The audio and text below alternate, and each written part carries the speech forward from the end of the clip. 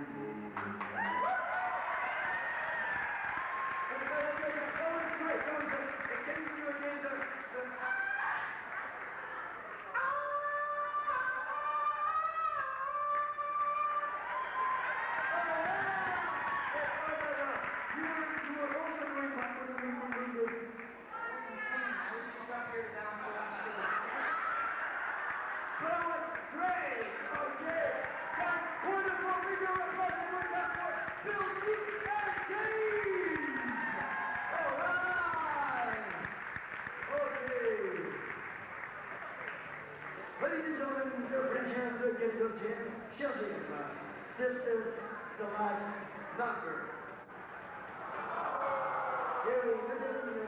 El último.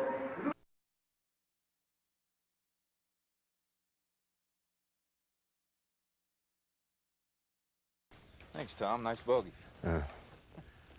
Slow play drives everybody crazy, and it begins on the tee. Mike had the lowest score on the last hole, so he has the honors. Honors are very important in golf, so he should tee off first. Even though he's keeping score, he's going to hit his drive first and write the score down afterward. That way we can stay in position. Because if we get out of position, then the next group gets out of position, and the next group, and pretty soon you have the whole course backed up. So it starts on the tee. That's the way the pros play it on the tour, and that's the way you should play it on your golf course. What are some ways to speed up play? Nice drive. You got me by 10 yards. Well, I hit that 7-wood a little bit on the toe. Let's see, I'm about 155, a little wind in my face. Now, in the interest of saving time, there are several things I can do to speed up play. First of all, I bring 3 clubs to my shot, do all my pre-shot thinking and everything while my partner's getting ready to hit. Clean up anything around the ball that might be bothering me. Get my yardage, so I've done all my pre-shot thinking while he's getting ready to hit his shot.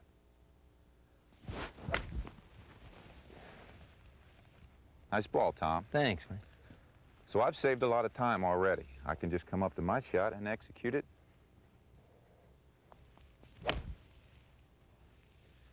Knowing that I've done all my pre-shot thinking while he was hitting his shot. All in the interest of saving time. How important is club fitting? Mike and I play in the CGA tour, and there's a lot of players on that tour, certainly of different sizes. Yeah. From Michael Jordan, who's 6'7", to Frankie Avalon, who's about 2'4". Wait a minute. Frankie wouldn't like that now. Okay, I'll give him 5'6". However, both those guys have one thing in common. They both have fitted clubs, and I think that's very important. Here's Steve to tell you a little bit more about that. Thanks, Tom. You know, there's a lot of different people out there that play golf. There's big ones, there's small ones, there's short ones, there's all different types. We're here with Rob Webb from Riley Golf. Rob, why get fitted? Because it makes sense, Steve. If you walked into a men's clothing store, for example, to buy a suit, and someone tried to sell you one just right off the rack without doing any sizing at all, you'd probably think that sounded a little funny, because there's a lot of variables on a suit, sleeve length, chest size that can be suited to you, and you'd want that done. Same thing with a golf club. There are a lot of variables on a golf club that can be suited to you. For instance, the club length. Obviously, we see golfers who are 6'8", 5'3", so we obviously need to set the club length to you. The grip diameter. We see all different hand sizes, big hands, short hands. We can set the grip diameter to suit. As far as the shaft flexibility, you know, you don't want to play with a club that's too flexible or too stiff. As far as the lie, we can set that so at least the club's sitting flush on the ground. You want to get all that done because it's going to help you. So what you're saying is, I can go in and get fitted. I don't have to be a touring professional.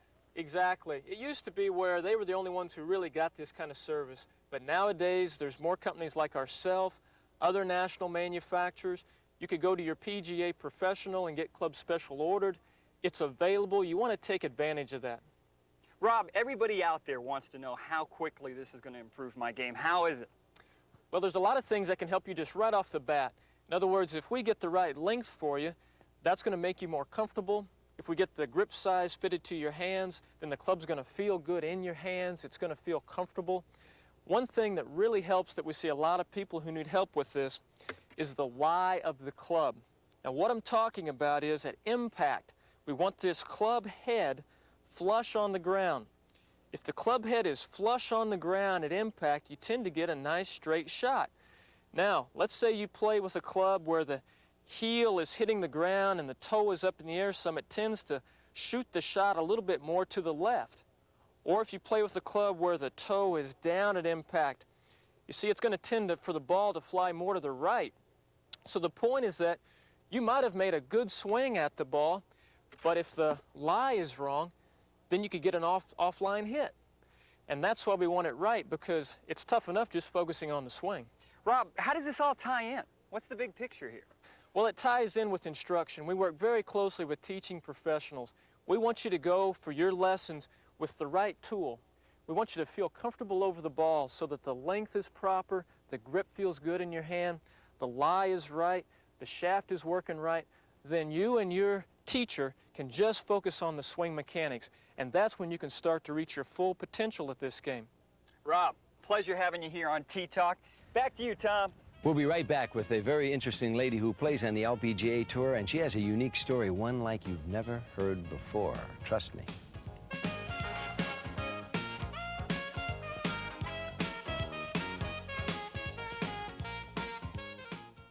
Where does Deborah McCaffey get those boots? They're really quite comfortable. I look up to the little bird that glides across the sky. I was wearing clothes that I had in my closet. Everybody thought was so strange. Sings the clearest melody. It makes me want to cry. It makes me want to sit right down and cry, cry, cry. Yeah. I just want to look at it a year at a time. Along the city streets, so dark with rage and fear. I've worked hard on changing my swing. I wish that I could be that bird and fly away from here. I think 94 is going to be my best. I wish I had the wings to fly away from here. Yeah. Do I get relief from a footprint in a bunker? Yo, Mike, my ball's in a footprint. Do I get a drop here? Tom, no, that's called the rub of the green. You know, the bunker is considered a hazard. You have to play the ball as it lies, and it's not fair. It's not fair. And it's not fair to you either when you play to go through this problem. Remember, rake the bunker when you walk out. It's common courtesy in golf. That is a tough bunker right there. Oh, man. You're over there. I'll go ahead and grab a club and just go ahead and hit this. Wow, shot. I've got you Yeah, right. under my skin. I've got you deep in the heart of me. So deep in my heart that you're really a part of me. I've got you under my skin. I tried so not to give in. I said to myself,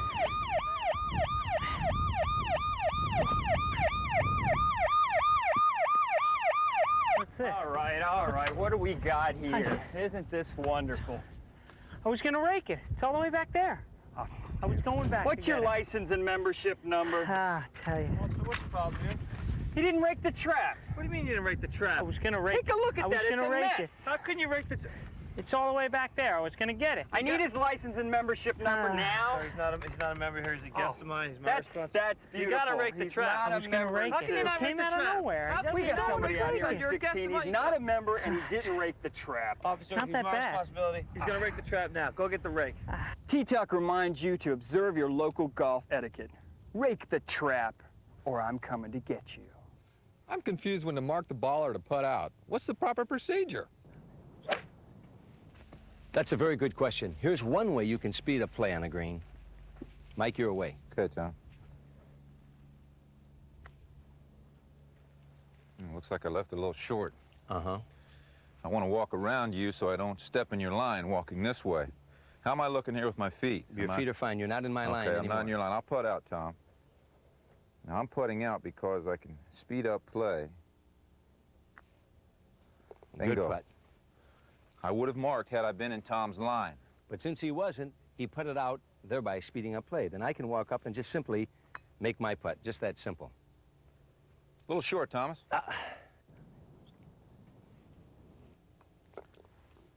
There's a good tip on the green. If you're not in your player's line after you putt first, then putt out. This will speed up play on the green. How can I get the guys I play with to play by the rules? 12 years on the PGA Tour, 8 tour victories, including 2 majors, the PGA and the U.S. Open, Payne Stewart. Nice to have your Payne. We got some questions we want to ask you. Okay. How can I get the guys in my group that I play with to adhere to the rules of golf and the etiquette of golf? How can I do that? Well, I think that the key to that would probably go out and purchase the Payne Stewart video guide of golf etiquette.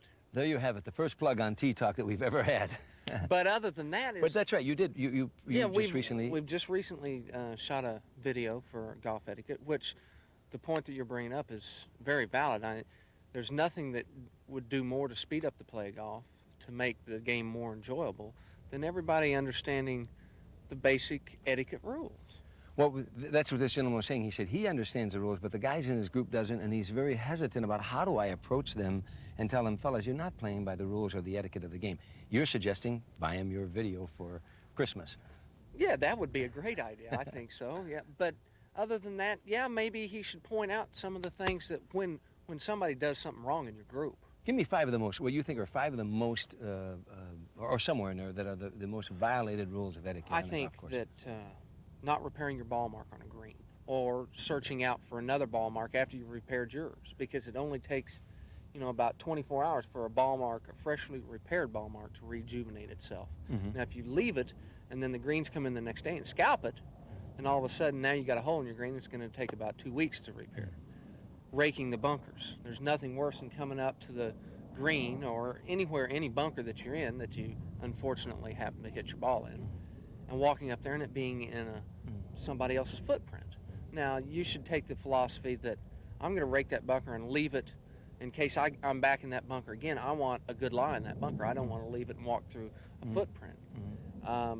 Learning how to, when you're playing in golf carts, which majority of people do, taking 3 clubs out there when you can't bring your golf cart out to your ball. Bring 3 clubs with you, so you have the one you think you're going to hit, one more and one less. This is going to save time, and everybody loves the game of golf so much, and everybody wants to save time with it. These are little tips that can help do that. What do you think is the most violated rule by the amateur golfer? The most violated rule, or rule of etiquette, rule of golf or rule of etiquette that you've seen in pro-ams? Probably the most violated rule is not knowing when you take a drop, the proper way to drop the ball. Using 2 club length rule, or using a stance and a club length off a cart path. A good rule of thumb is when you're being penalized, when you have to incur a penalty, then you get to use 2 club lengths. If you're taking a relief with no penalty, then it's stance and 1 club length. You the man! We got to lose this "you the man" stuff. That there's no place on the golf course for that statement. Golf being the gentleman's game, the etiquette that is in the game of golf, that's a football term, or a baseball or hockey or something like that. It's just not necessary on a golf course. I think that they should have the death penalty. It's the only person I think should get the death penalty in the United States, or in the world, is a guy who howls out, "You the man," or one other, the person who wins $45 million in a lottery and says, "I'm not going to quit my job." Now, I've figured out why they do this. Why is that? Well, it's because they've set their videotape up at home, right? And they go out to the golf course, and they figure out where the cameras are and where the sound mics are, and they say, "You the man." Then they can go home and say, "Honey, listen, I was on television today." That's me. I'm that big, stupid moron. I'm the big moron that said, "You the man." I was telling somebody earlier, my problem is they never hollered out to me when I hit the ball. They holler, "You the weasel," which hurts my feelings, you know. Payne, last but not least, thanks for being on Tea Talk. We get questions every week from our viewers, and we just try to give them intelligent answers. I think you did a real good job. And the name of the video is Payne Stewart's Video Guide of Golf Etiquette. Payne Stewart's Video Guide of Golf Etiquette. There's an idea. That's a real good gift to give your friends who are not adhering to the rules, and we all violate them from time to time. Payne Stewart, nice having you with us. Tom, thank you. Tea Talk. Appreciate Good luck. it. Good shooting. We'll be right back.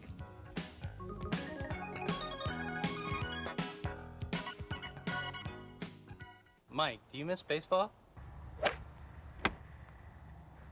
Ooh. Get close. Ooh, sucked up nice. You played 18 years in the major leagues? 17 in the major leagues, 1.5 in the minors. All those years of competitive baseball, Yeah. Being so competitive day in and day out, when you walked away from the game, you had to miss it, something awful. Well, Tom, not really. When I retired from the game, 1989, in San Diego, it was pretty quick. I had decided that that's what I wanted to do. I had had enough baseball. The fire inside me seemed to have gone out, and I was ready to get on with life. But how do you be competitive for 19 years almost? Right here, golf, Tommy. You know, I'm no different than you. This provides a real outlet in my life for my competitive juices. Provides goals for me. You know, I always want to be a better golfer, or maybe win a golf tournament someday. I practice this game a lot. I meet a lot of great people, as you know, on the CGA Tour. We have a ball, and this provides an outlet in my life. Fills the void that baseball. Without question. The only difference is there's not as much pressure, although I do put a lot of pressure on myself to be a good golfer. But look at this place. We're in Florida. We're having a wonderful time, camaraderie, and just think, if I make this putt, I'll be what, 300 or 400? Yeah, and $20 more up on me. You know, let me ask you something. In baseball, like golfers, I don't leave the game every day feeling great. Oftentimes frustrated. There's a lot of highs and lows in golf, as in baseball. You know, and that reminds me, highs and lows, that all happened to me in one game against Montreal one night at Vet Stadium. 12 pitches, 4 strikeouts. Now think about that. Every pitch the Expos threw me that night was a strike. If it was in the dirt, I swung and missed it. If it was down the middle, I took it. Strike 1, strike 2, strike 3, 4 straight at-bats. And guess what? I hit the 13th pitch for a game-winning home run. Highs and lows in one game, right? Mike, thanks for being on Tee Talk with me. I had a real good time. Me too, Tom. I enjoyed it a lot. I'll see you in Cooperstown. Are you going? I've got the Kool-Aid concession when they induct you in the Hall of Fame. And listen, I'm on my way over to talk to David Ledbetter to try to improve my game. Anything you want me to ask him? Well, I know one thing I have a problem with is that hook. I think it's from my old baseball days, you know, the strong right hand. And whenever I get in a pressure situation, I fear hitting the ball left. And, you know, if that hook gets in your swing, you're in trouble. So ask him what I could do to correct that hook under pressure. You got it. And I'll call you later on and let you know what he says. All right, Tom. Good, man. Not only is Lake Nona ranked in the top 100 in the world, but it's ranked in the top 50 in the United States. It also has what a lot of people consider as the world's premier instructor of golf, David Ledbetter. David, thanks for being on Tee Talk. Thanks, Tom. A lot of questions. First question, Mike Schmidt, I told him I was coming over to see you. He said, ask David why, whenever I'm under a pressure situation, I seem to hook the ball. Whenever I have pressure on me off the tee, I will hook the ball. Why is it so? Well, this happens with a lot of strong hitters. Obviously, Mike being a great batter that he was, the tendency is to overuse his hands, and what we try to create, especially with good players, is more using the body, keeping the hands out of the shot. And probably if Mike really felt that he could actually swing more towards second base in his terminology as opposed to first base and feel the club face is staying open. Hit more towards second base than third base. Than third, yeah, exactly. Yeah. And you know, he'll probably find that he can keep the hands out of it and use his body, because it's a problem for a lot of strong hitters of the ball, fearing the left side of the golf course. It's good advice. You know, why is it that the amateur golfer, if he tees up a ball and he hits a ball out of bounds on the first shot, next time he tees up the ball, he seems to hit that ball right down the middle? Why is it he does it better the second time than the first time? Well, obviously he's much more relaxed. I mean, there's so much pressure on some players getting over the ball. They get tight, they get tense. It's like a 3-foot putt. Many people miss a 3-foot putt, bring it back and knock it in. So a lot of times, one of the best tips I can give many amateurs is don't stand over the ball for that long a period of time. Get over the ball and hit it. As Lee Trevino used to say, if you're going to miss them quick. The most important part about scoring is putting and touch on the greens. How do I develop touch on the greens? Touch is a situation where you really only get through practice, and many people just never practice their putting enough, and creating the right speed for your putts is the all-important thing. So learning to hit putts different distances, not necessarily putting to a hole, but say putting to tees, say 10 feet, 20 feet, 30 feet, 40 feet, and developing the right pace of stroke for that particular surface of green. David, thanks for being on the show. Thanks for answering a lot of our questions. Great. Well, there you have it. We answered a lot of questions on today's show, and we're going to be answering a lot more next week. Now, if you have any questions, annoyances, or solutions about etiquette, rules, or how to improve your game, or if you're in the Orlando area and you wish to appear on Tee Talk, please write to Tee Talk, 515 Park Avenue North, Winter Park, Florida, 32789. Remember, golf is a serious game only if you make it so. So have a lot of fun. We do. See you next week on Tee Talk.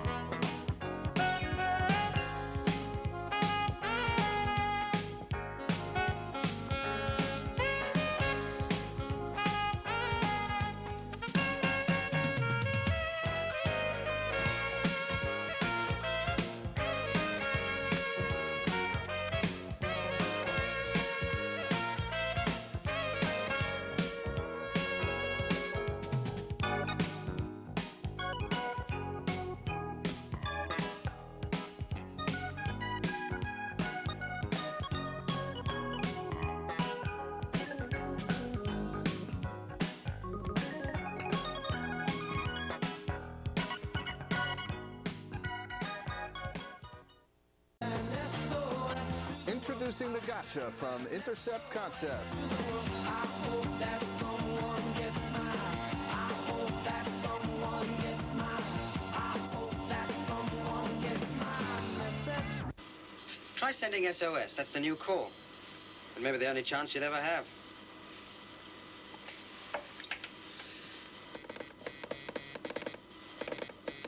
It's a distress call, sir, from the Titanic. She's sinking. Send it out an SOS. Send it out an SOS. It seems to be that nationwide in the large cities that this is becoming a fashionable way of stealing cars. Police Inspector Gene DiVincenzo says there have been about 200 carjackings in Philadelphia during the past 6 months. The Gotcha. It functions as a car theft alarm, a carjacking alarm, and much more.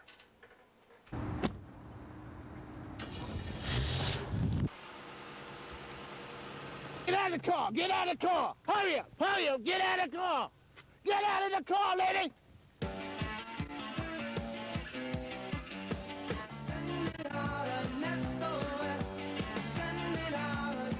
Carjacking. Police say it's a growing crime nationwide and happening more and more in our area.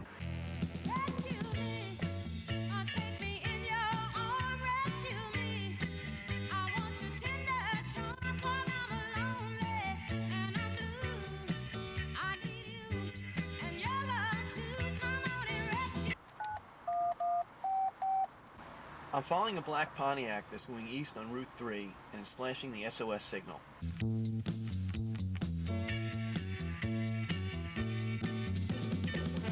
Meanwhile, police are warning motorists who drive luxury cars to be as alert as possible on the road and off.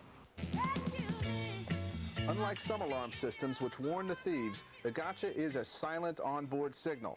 The Gotcha can be a standalone alarm system or be added as an anti-carjacking module to an existing alarm system. There are certain symbols that are recognized universally.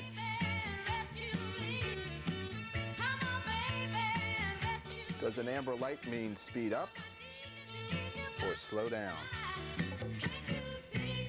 And some which, while driving, can be extremely confusing. Why doesn't somebody stop? Oh, my chest. Oh. Is that guy sleeping off a hangover or what? Warning flashers throw off light to warn other cars away. Good Samaritans cannot tell the difference between a car parked by the side of the road so that the driver can take a rest from a car in trouble. That confusion is eliminated by the Gotcha. That's it. That's it, that's it. The Gotcha is your panic button.